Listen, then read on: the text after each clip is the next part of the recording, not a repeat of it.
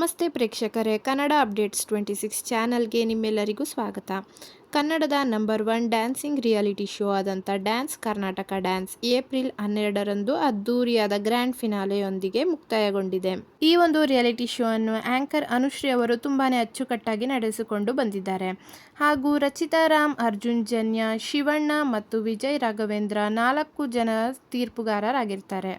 ಈ ವಿಡಿಯೋದ ಮೂಲಕ ಫಿನಾಲೆಯನ್ನು ತಲುಪಿದ ಟಾಪ್ 5 ಸ್ಪರ್ಧಿಗಳು ಯಾರು ಹಾಗೂ ಅಪ್ಪು ಟ್ರೋಫಿಯನ್ನು ಯಾರು ತಮ್ಮ ಮುಡಿಗೇರಿಸಿಕೊಂಡಿದ್ದಾರೆ ಎಂಬುದನ್ನು ನಾನು ಇಲ್ಲಿ ತಿಳಿಸಿಕೊಡ್ತೀನಿ.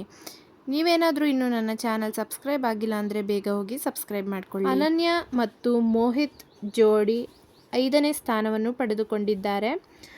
ಹಾಗೂ ಶಿಕ್ಷಿತ್ ತಾಪ ಮತ್ತು ಸಂಜನಾ ಜೋಡಿ 4ನೇ ಸ್ಥಾನವನ್ನು ಪಡೆದುಕೊಂಡಿದ್ದಾರೆ. ಇನ್ನು ಟಾಪ್ 3 ಸ್ಪರ್ಧಿಗಳು ಯಾರು ಅಂತ ನೋಡೋದಾದರೆ ಅನೂಪ್ ಹಾಗೂ ಪೂಜಾ ಅವರು ಸೆಕೆಂಡ್ ರನ್ನರ್ ಅಪ್ ಆಗಿದ್ದಾರೆ ಹಾಗೂ 5 ಲಕ್ಷ ನಗದು ಬಹುಮಾನವನ್ನು ಪಡೆದುಕೊಂಡಿದ್ದಾರೆ.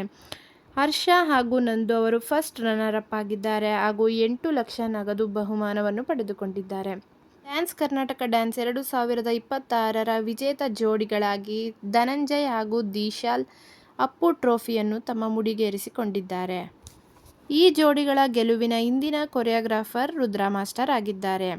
ಈ ಜೋಡಿಗಳಿಗೆ ಸಿಕ್ಕಂಥ ಬಹುಮಾನ ಅಪ್ಪು ಟ್ರೋಫಿ ಮತ್ತು 15 ಲಕ್ಷ ಕ್ಯಾಶ್ ಪ್ರೈಸ್. ವಿಡಿಯೋ ಇಷ್ಟ ಆಗಿದ್ದರೆ ಒಂದು ಲೈಕ್ ಮಾಡಿ ಹಾಗೂ ಇನ್ನೂ ಹೆಚ್ಚಿನ ಕಂಟೆಂಟ್ಗಾಗಿ ನಮ್ಮ ಚಾನಲನ್ನು ಸಬ್ಸ್ಕ್ರೈಬ್ ಆಗೋದು ಮರಿಬೇಡಿ. ಧನ್ಯವಾದಗಳು.